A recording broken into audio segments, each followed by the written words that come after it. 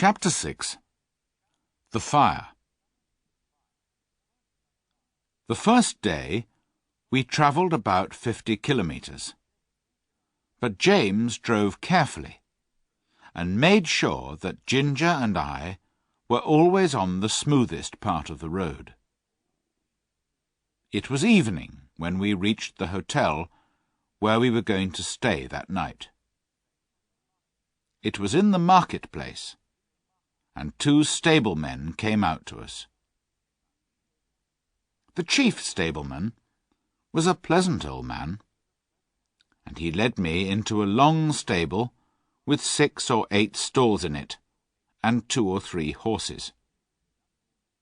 The younger man brought in Ginger, and James watched while we were groomed. "I thought I was quick," James told the old stableman, "but you're quicker than anyone."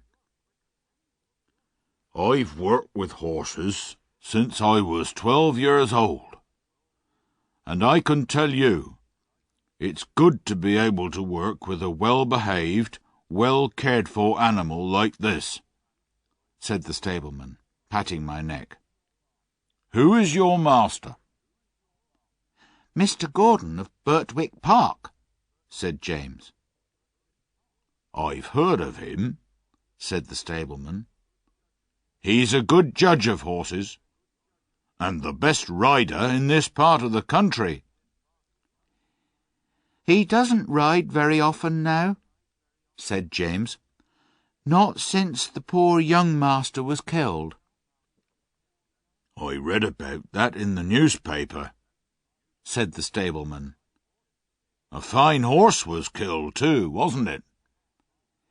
"Yes, an excellent horse," said James. "He was the brother of this one, and just like him." "Terrible," said the old man.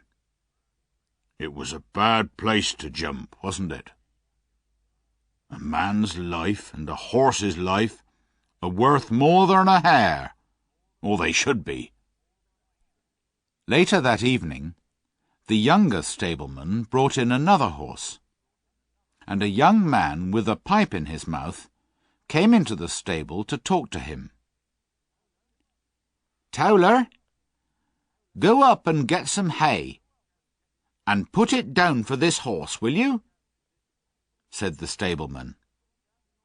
"But put down your pipe first." "All right," said the other man, and went up a ladder and through a little door. I heard him step across the floor over my head and push down some hay through a hole in the roof into the new horse's feeding place. James came in to look at us before he went to bed, and then the door was locked. I don't know how long I slept, or what time it was when I woke up, but the air seemed thick, and I heard Ginger and another horse moving about worriedly.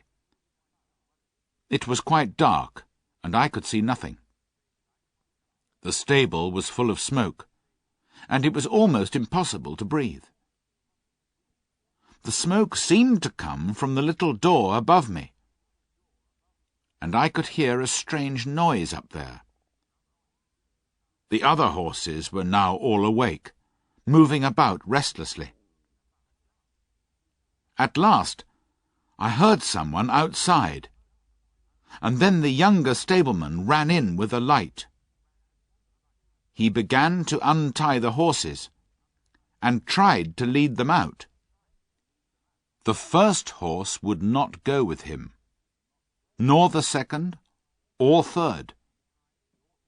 He tried to pull me out, but he was so frightened himself that he frightened me, and I would not move.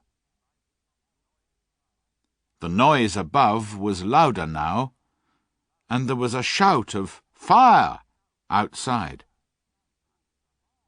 The old stableman came in quietly and quickly, and got one horse out, then another. By now, the flames were coming down through the roof, and the noise was terrible. Then I heard James's voice, quiet and friendly as it always was. "Come on, Beauty," he said.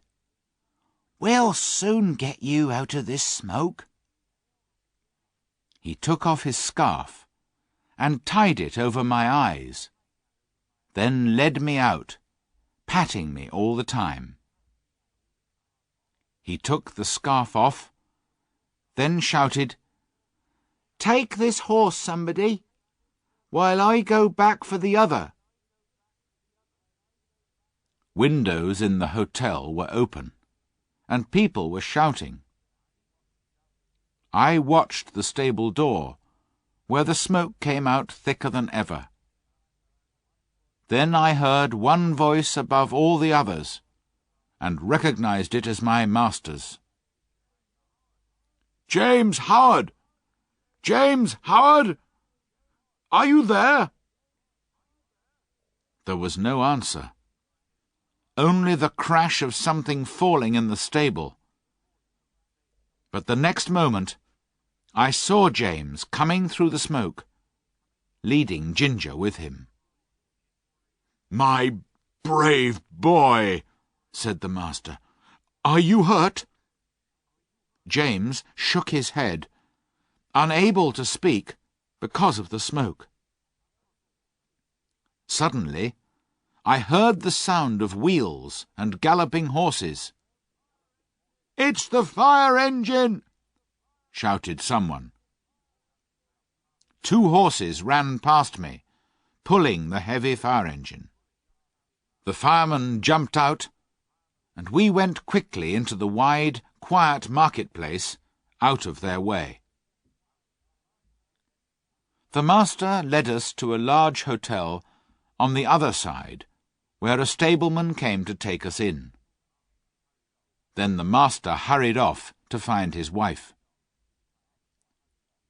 The next morning he came to see how we were, and to speak to James.